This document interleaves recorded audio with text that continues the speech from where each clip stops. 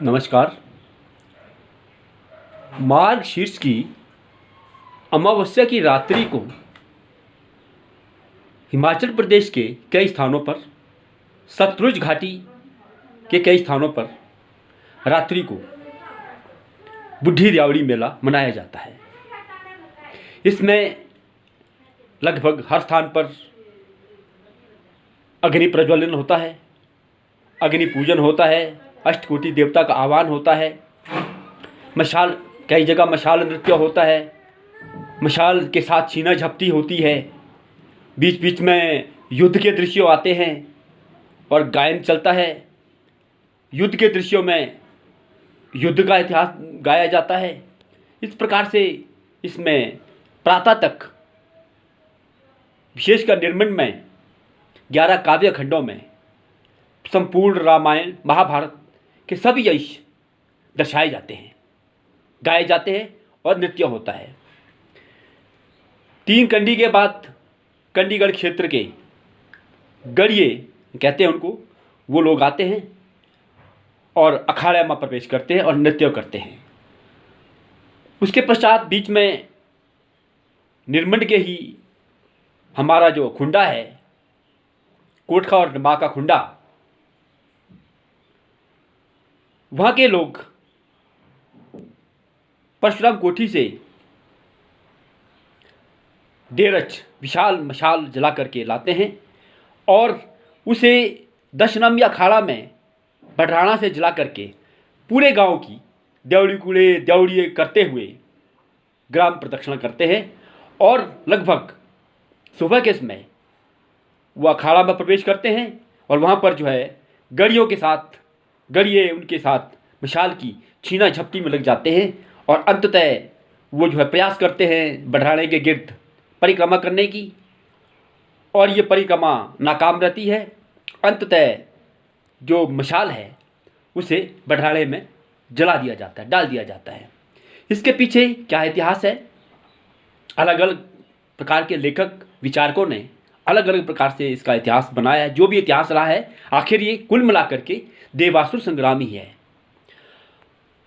त्वष्टा प्रजापति पुत्र वृत्रासुर ने, जब पूर्व ऋग्वैदिक कालखंड की घटना है, जब अग्नि पर अपना कब्जा जमा दिया, वो बहुत बलवान था, शक्तिशाली था, ज्ञानी था, तपस्वी था, और अहंकारवश उन्होंने अग्नि को अपने कब्जे में कर दिया। हाहाकार मच गई, त्राही त्राही मच गई, जल को अपने कब्जे में कर दिया।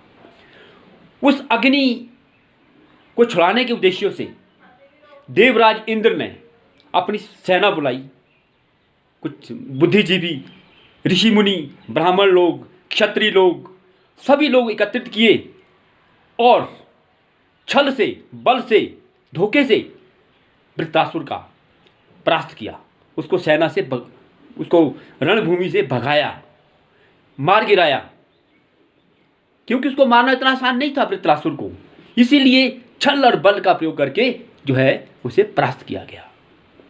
तो कुछ लोग का मानना है कि राजा बलि, जब कार्तिक अमावस्या को 45 लोग उनको भेजा जाता है, उसके पश्चात पूरे हिमालय क्षेत्र में खलबली मच जाती है असुरों के मध्य में, और वो देवासुर संग्राम मार्गशीर्ष की अमावस्या की रात्रि तक चलता रहता है।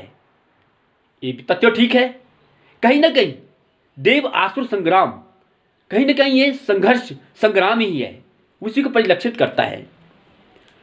अब एक संदेह प्रश्न उठता है, आखिर इस मेले को बुढ़ी दियावड़ी क्यों कहा जाता है? सीधी सी बात है, इसके बारे में नेरी शोध संस्थान के कुछ विद्वानों का विचार मंथन हुआ। वो पूरे शिलाई गए, संगड़ा गए, निर्मंड गए, जगह जगह पर उन्होंने विचार विमर्श किया, बुद्धिजीवियों को पूछा, लोगों को पूछा, जैसे हमारे डॉक्टर ओम प्रकाश शर्मा जी, डॉक्टर सूरज ठाकुर जी, ऐसे ऐसे कई विद्वान जाकर के अपने एकेडमी के सेक्रेटरी साहब डॉक्टर करम सिंह जी, चेतराम गर्ग जी, ऐसे ऐसे लोग विद्वान जाकर के उन्होंने मौके पर जाकर के पता किया, भाई जो इतिहास होता है उसको बुरा कहते हैं, बूढ़ी दिवाली एक ऐसा मेला है जिसमें हर युग के इतिहास को गाया जाता है, व्याख्यान किया जाता है। इसमें पूरा रामायण महाभारत हर एक अंश को इसमें गाया जाता है। लंका दहन, राम वनवास, पांडवों का युद्ध, किंचक वध, इस प्रकार से राजा बलि के निमित्त कुछ प्रसंग बोले जाते हैं। पांडवों का इसमें निमंत्रण दिया जाता है, आह्वान किया जाता है। इस प्रकार से अलग अलग स्थानों पर इसको अलग अलग तरीके से वहाँ पर जो है व्याख्यान होता है इतिहास का। तो वास्तव में इसीलिए शीत ऋतु आती है, पौष प्रारंभ हो जाता है, सर्दियाँ हो जाती है, ठंड होती है। वास्तव में जो इतिहास रचा गया ये भी हमारे बुजुर्गों ने शरद ऋतु में ही रचा है कि शरद ऋतु में सभी लोग अपने काम काज से निवृत्त हो जाते हैं, अपना हल वगैरह होता है, दूसरा सामान होता है कृषि का, उसको जो है अपने रख देते हैं। उसके बाद जो है लोग अपने बैठ करके ये इस प्रकार से काव्य रचना करते थे, इतिहास लिखते थे अपनी लोक भाषा में।